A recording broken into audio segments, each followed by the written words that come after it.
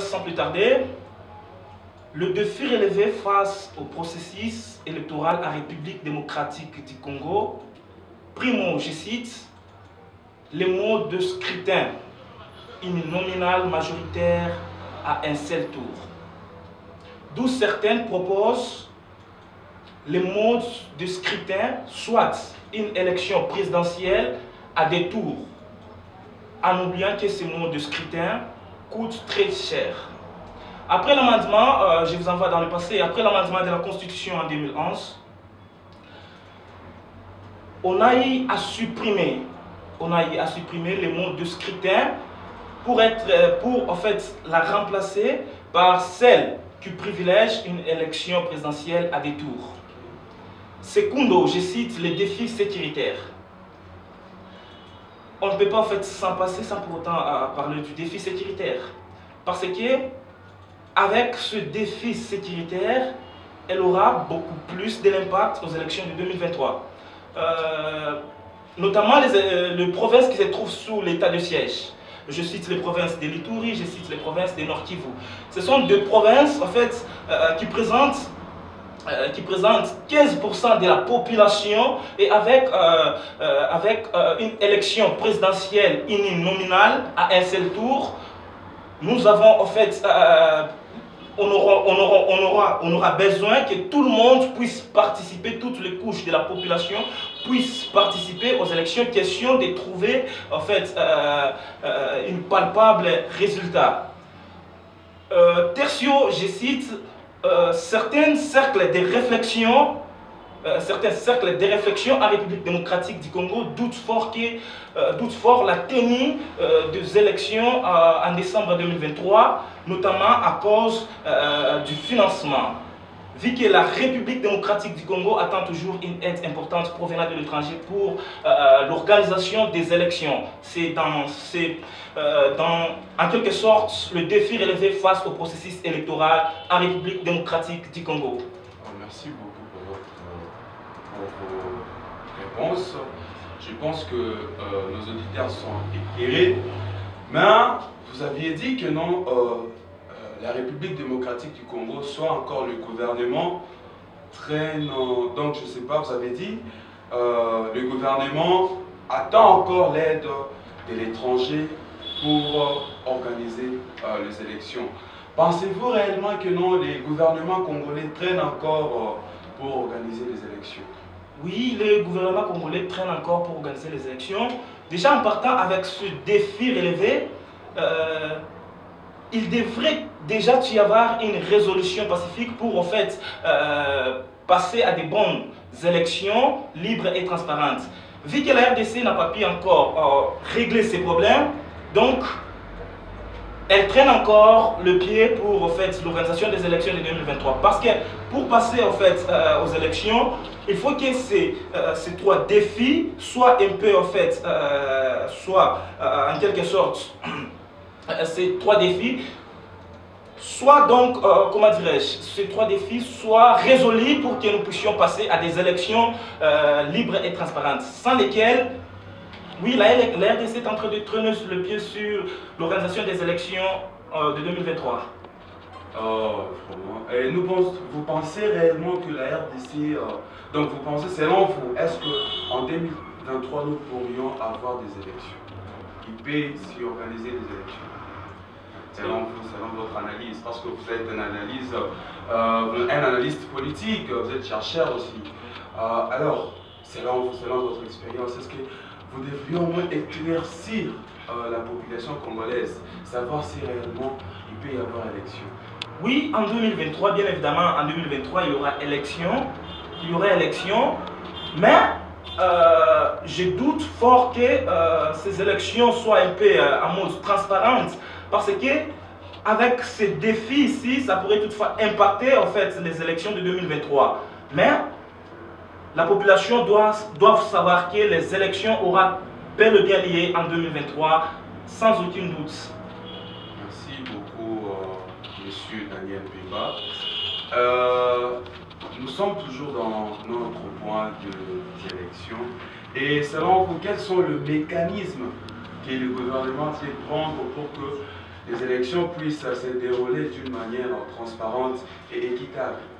Merci beaucoup, messieurs les journalistes, pour votre question posée. Pour les élections équitables et transparentes en 2023, il suffit juste de laisser la population exprimer leur volonté face aux élections. Donc, il suffit juste de laisser la population exprimer leur volonté, pas question de les pousser pour aller voter, mais ils puissent exprimer leur volonté, qu'ils puissent choisir en fait leurs dirigeants de leur choix, qu'ils pourront en fait les gouverner dans le but de répondre en fait à leurs besoins qui les tracassent souvent. C'est un peu ça. Vraiment.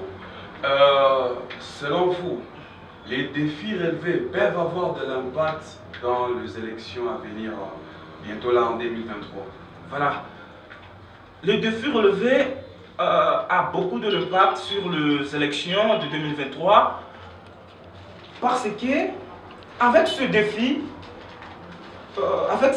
il y aura en fait d'autres personnes qui pourront être absents, d'autres Congolais, dirais-je, qui pourront être absents pour en fait voter les candidats de leur choix. Donc, avec ces défis, comme les défis sécuritaires, elle empêchera d'autres Congolais à pouvoir voter. Elle empêchera d'autres Congolais à pouvoir voter. Déjà, elle joue, en fait, elle a donc un impact. Elle pourra impacter les élections de 2023. Le mode de scrutin uninominal majoritaire à un seul tour, elle aussi, en fait, elle pourra aussi impacter les élections de 2023 parce que, avec ce mode de scrutin, nous avons besoin, on aura besoin que toutes les couches de la population puissent participer aux élections. Mais vu qu'il y a en fait ces modes de scrutin, les modes sécuritaires aussi par-ci, par-là, donc vous comprenez qu'il y aura d'autres personnes, d'autres Congolais qui seront absents pour voter les candidats de leur choix. Or, avec le mode de scrutin uninominal majoritaire à seul tour, nous aurons besoin de tous les Congolais pour voter à une seule fois. C'est un peu ça. Merci beaucoup, monsieur l'analyste politique et chercheur. Voilà, nous pensons que vous avez vraiment éclairci la population congolaise et nous pensions vraiment qu'ils peuvent espérer une élection équitable et transparente. Voilà, nous passons vraiment dans notre deuxième sujet auquel nous allons parler sur la congolité. Monsieur Daniel Bemba, c'est quoi la congolité? Parce que nous voyons par-ci par-là, les gens chantent, les gens crient la congolité, la congolité. C'est quoi la congolité? Veuillez quand même nous éclaircir sur la congolité. Merci beaucoup, monsieur le journaliste. La congolité, c'est une proposition de loi qui a été proposée à l'Assemblée nationale pour qu'elle soit votée. Et jusqu'au jour d'aujourd'hui, ça traîne encore. La congolité, c'est une loi qui, en fait, qui vise à faire bénéficier en fait, les Congolais de père et de mère, dirais-je les Congolais à 100%, à se jouir du pouvoir stratégique en République démocratique du Congo. Merci beaucoup. Nous pensions que nous sommes vraiment éclairés sur ces. Et nous aimerions moins savoir, et la population congolaise aussi aimerait quand même savoir, monsieur, vu l'état actuel, vu ce qui se passe aujourd'hui dans notre pays, vu l'ampleur de l'actualité, pensez-vous que la congolité peut avoir quelque chose, peut quand même apporter quelque chose à la population congolaise? La population congolaise peut espérer quelque chose de cette congolité? Bon, avec la loi de la congolité, je trouve que la population en fait ne pourra pas en tirer profit parce que avec la politique, nous le savons très bien, il y a d'autres lois qui sont proposées en fait par des intérêts personnels. La population en fait qu'en pâtir. Donc j'en doute fort que la population puisse en fait en bénéficier de cette loi. Parce que déjà, il y a plus de décennies, on a en fait vécu de dirigeants en fait qui étaient congolais de père et de mère. Ils ont apporté ce qu'ils devraient apporter pour en fait pousser le pays au développement. Mais jusqu'au jour d'aujourd'hui, le pays en fait ne décolle pas. Voilà, pourquoi pas ne pas mettre nos idées ensemble, la question de faire avancer le pays et faire, au lieu de faire passer nos temps en fait, à proposer des lois qui ne pourra pas en fait, être bénéficiables en fait, vis-à-vis du peuple congolais. Merci beaucoup, monsieur Daniel Pemba. Nous rappelons que monsieur Daniel Pemba est un analyste et chercheur aussi. Monsieur, nous aimerions quand même savoir, à l'état actuel, voir le déroulement aussi de nos institutions. Vous pensez que, donc, vous pourriez au moins nous dire les avantages et les inconvénients avec cette congolité prônée aujourd'hui? Merci beaucoup, monsieur le journaliste. Les avantages et les inconvénients de la congolité, c'est que je prends d'abord du côté avantage. Du côté avantage, c'est que certains postes stratégiques seraient réservés à des Congolais de père et de mère. Or, nous et vous, nous en sommes témoins. Nous vivons au Congo. On a vécu en fait, on a en fait assisté à des dirigeants des Congolais de père et de mère. Ils ont apporté ce qu'ils pouvaient apporter. Ils ont en fait porté leur pierre à l'édifice, question de pouvoir avancer les pays. Mais jusqu'au jour d'aujourd'hui, le Congo n'avance pas. Moi, en fait, je préférerais à ce que le Congo puisse être réuni. Monsieur le journaliste, les avantages, c'est que il n'y a pas trop d'avantages. Mais avec les inconvénients, c'est que la loi de la congolité vise en fait la division. Elle pourra semer des troubles entre la population congolaise.